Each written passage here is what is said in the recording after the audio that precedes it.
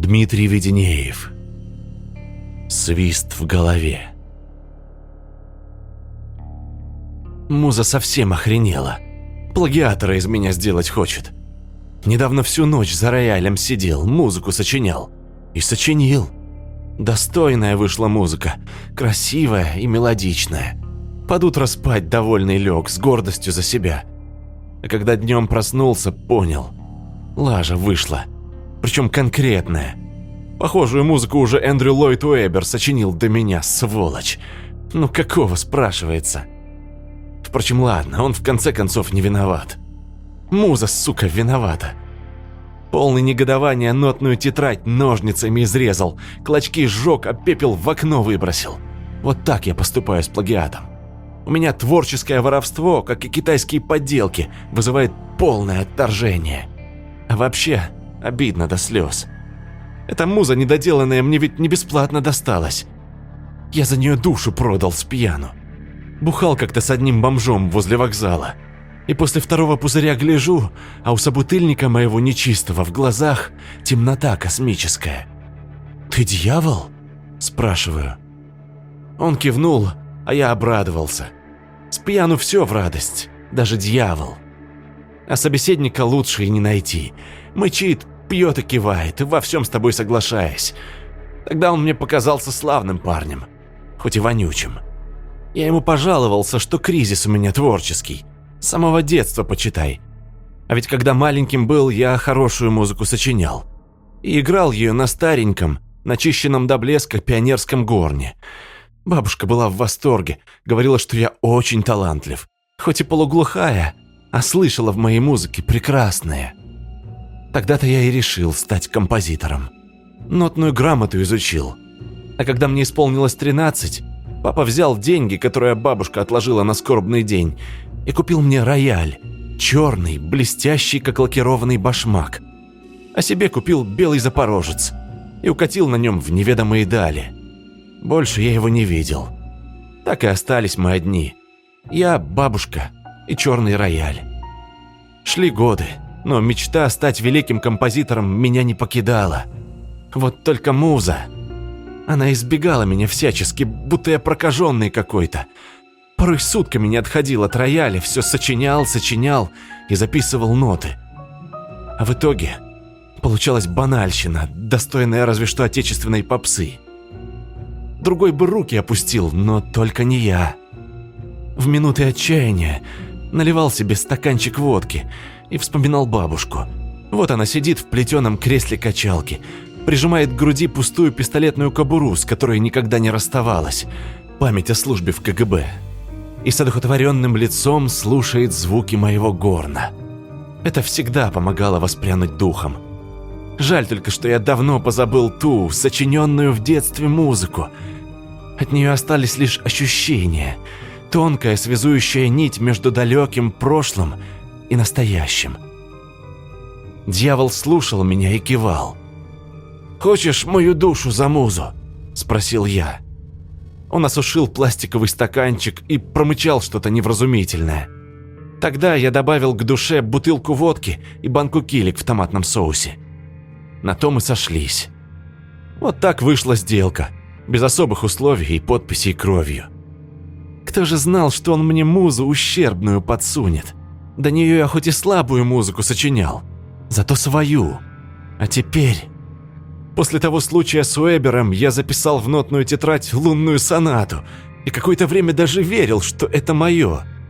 Муза ко мне во сне приходила. Мерзкая дамочка, размалеванная, как придорожная шалава, с рожей пропитой. А еще она курит трубку и хохочет без повода. И вот за это я отдал душу, бутылку водки и банку килик в томате. С ума она меня сводит, заставляет делать странные вещи. Зла мне желает. Сидит в моей голове и насвистывает мелодии, а я записываю их в тетрадь. Записываю как безвольная марионетка и сам себя ненавижу за слабость, за апатичную готовность подчиняться. И даже водка не помогает.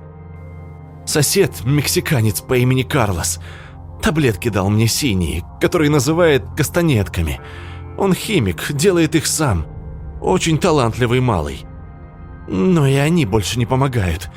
Когда сжигаю записанный плагиат, муза хохочет в моей голове, свистит и скребет ногтями мозг. Хохочет гадина, свистит и скребет. Я чую вонь ее табака, постоянно чую. Вчера сосед дал мне новые таблетки, черные. Он назвал их «Дары Дагона» и сказал, что его подопытная обезьянка от них в восторге. Я сожрал сразу 10. Муза бесится, ей не нравится, хочет заставить меня сунуть пальцы в рот, но я пока держусь. Вот и отлично. Проглотил еще 3, запил водкой. Хорошо пошло.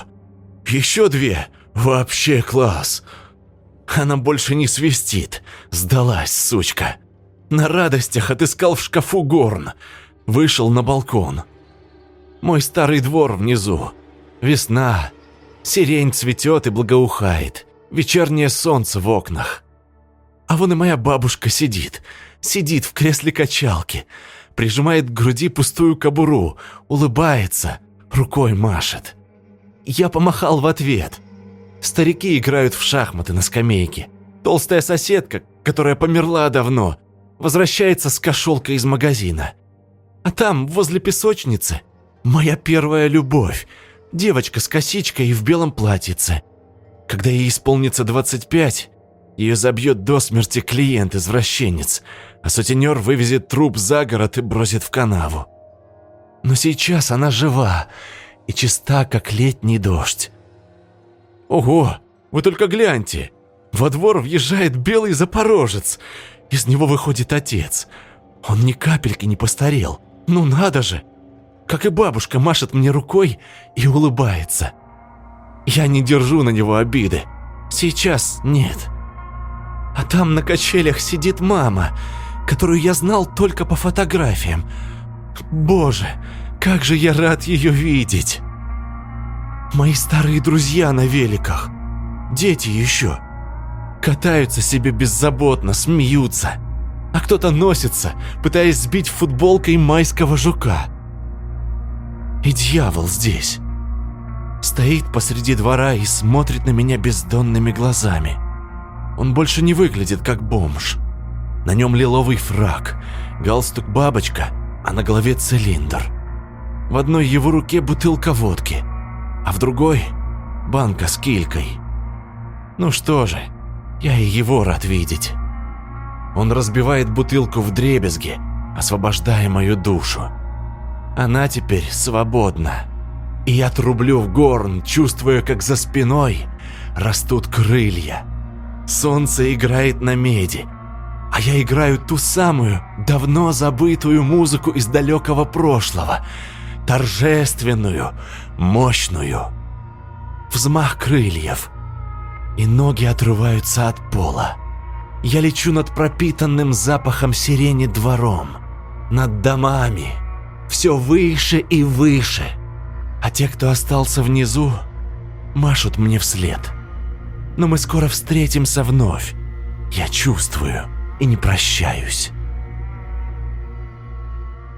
Подписывайтесь на канал, чтобы не пропустить новые истории. Спасибо.